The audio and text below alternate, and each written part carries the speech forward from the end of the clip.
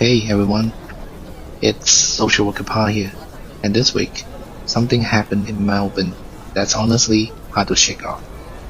Another Machete attack, a man in Belgrave was slashed, a restaurant worker had to step in, and the footage, it's confronting. Now, before we rush to judgment or politics, I just want to slow this down, because behind every one of these headlines, there's a deeper story we are not talking about. Let's get one thing clear. Violence is never okay. No matter where you come from, no matter how old you are, or what's going on in your life. Picking up a Mercedes and attack someone is never justified. But here's what worries me.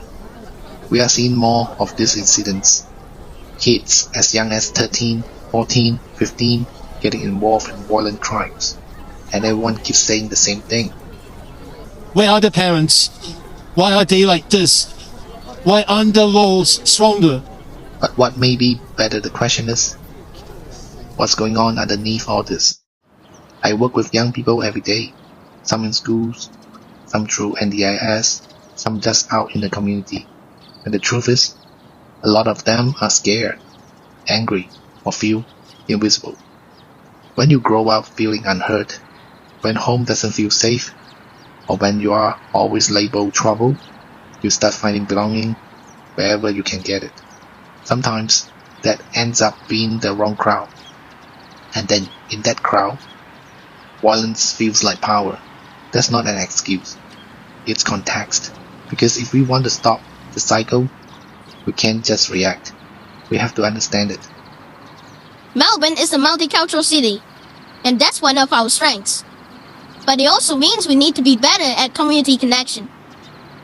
When young people don't feel like they belong, whether they're from a refugee background, a single-parent home, just dealing with life, it doesn't take long before isolation turns into something darker.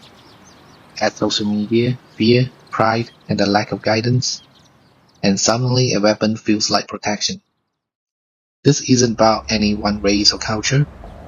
It's about all of us, the systems, the families, the community networks that either showed up early or showed up too late.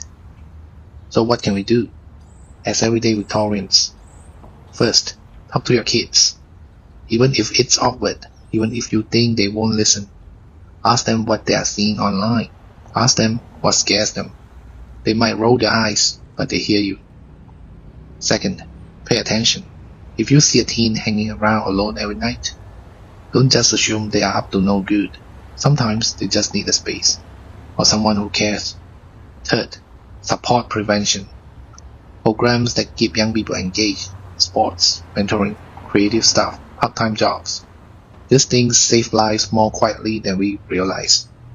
And finally, report violence when you see it. Don't stay silent, but also don't spread fear. Share facts, check on people, speak up with compassion. Melbourne, we have been through a lot together. We survived lockdowns, uncertainty, loneliness. We know what community means. So let's not lose that. Let's protect it. Not just from weapons, but from disconnection. Because safety doesn't start with pens, it starts with belonging. If this story hit you, don't just scroll past. Talk about it. Share this video. And if you are worried about a young person, reach out to your local youth service, your school counselor, or even just start the conversation. This is Social Worker Pa. Take care of each other, Melbourne.